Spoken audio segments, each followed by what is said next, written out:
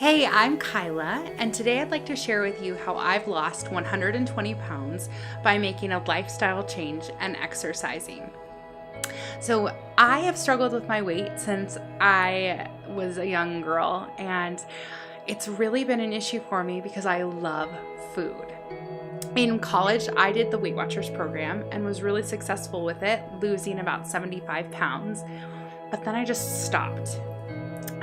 I knew how to do the program, but just wasn't motivated anymore, and I let it go. I kind of played around with dieting and exercising, especially after I got married, and gained over 100 pounds in the first year, but really wasn't motivated, and so I didn't go very far.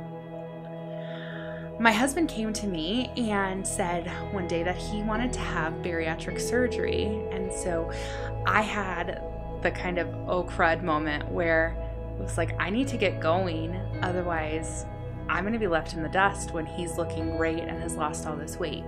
So that was the spark that started this whole journey. We saw a doctor who was a bariatric surgeon, but also specialized in weight management, and he gave us some great tips on what to do for me to lose weight, just the plain old way.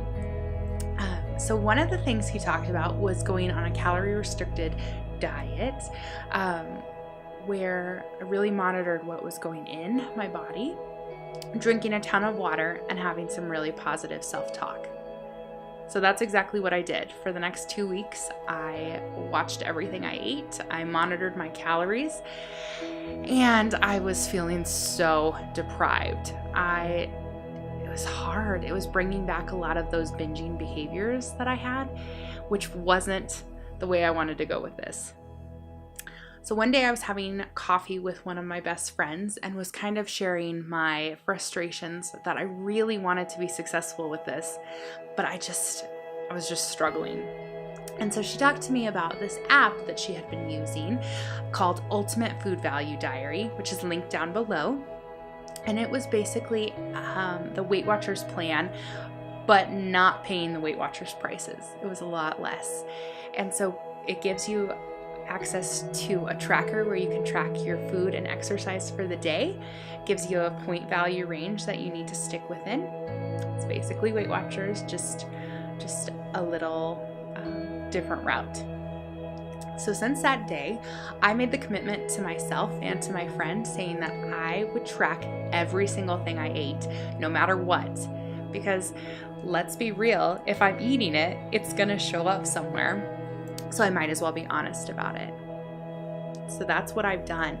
I have tracked almost every day in the past almost year and a half that it's taken me to get to this point. It just helps me stay accountable.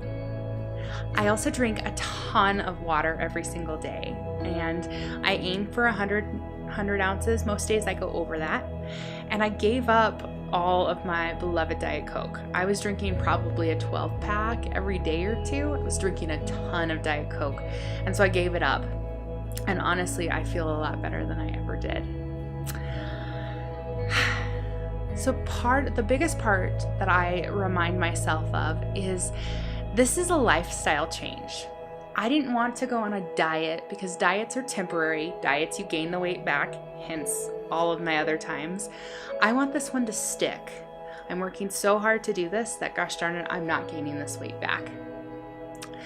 When I hit 100 pounds down about 8 months into my journey, things started to slow down. And that was kind of disheartening. So we joined a gym, which it was time to get toning some of the flabby skin that I had, gained from all of this weight loss. And I started in another program along with Weight Watchers that's called intermittent fasting. So basically, I fast for 16 hours a day and I eat for the other 8 hours a day, which is a lot easier than it sounds. And that has allowed me to kind of jumpstart my weight loss again.